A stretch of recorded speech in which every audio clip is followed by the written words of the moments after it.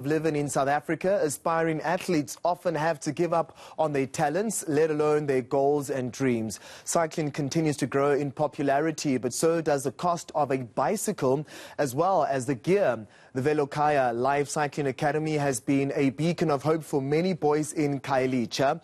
Let's find out more from Justin Ford, who joins me now live from Cape Town. A very good afternoon, Mr. Ford. What are the major costs involved when one wants to take up the sport of cycling professionally? Justin.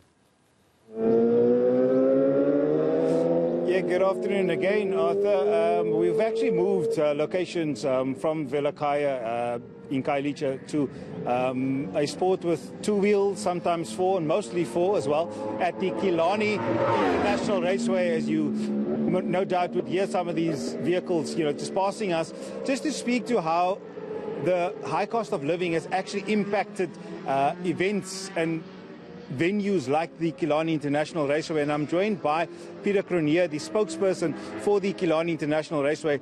And Peter, I want to throw it to you, the impact not only of COVID, but in the last few years. Generally, South Africans are suffering to enjoy life in general, but more so the sport that they love as well. Do you feel that impact on ordinary South Africans has affected the likes of Killarney as well? Well, clearly COVID lockdowns stopped all events here, but now that the restrictions are being lifted, we find people are hungry for real live racing and they're coming out. We're still working to a limit of 2,000 spectators, but for the last 3 events we have reached that cap in one instance. We're also live streaming the event to make it accessible. We have between 6,000 and 8,000 views for every race. The cost of operating a facility of this nature does increase as time goes by, so the rising costs surely will affect you as well. What are some of the key elements or things that you've put in place to ensure that a place like this continues to strive and is able to continue to keep the doors open? Well, obviously I think the biggest impact would be on the car prices, fuels, spares, tyres.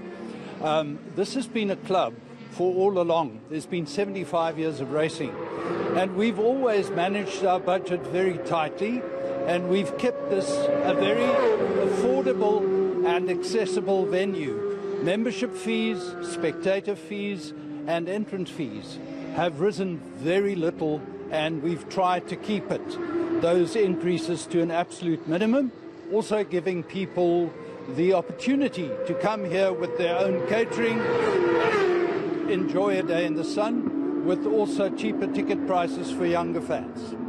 The effect of COVID and the after effects, rather, I should say, events you mentioned earlier, often more than 200 events that take place at Killarney during the course of each year. Are you slowly starting to see an increase in interest in those events trying to come back to this event? Yes, we are. Every 2 weeks we have robot racing. That's in partnership with the City of Cape Town to give people the opportunity to come and bring their street legal cars here for just 70 Rand and to run the main straight in safety. And we're currently having between 140 and 150 spectators here and participants on robot racing. So we do find the interest is keen.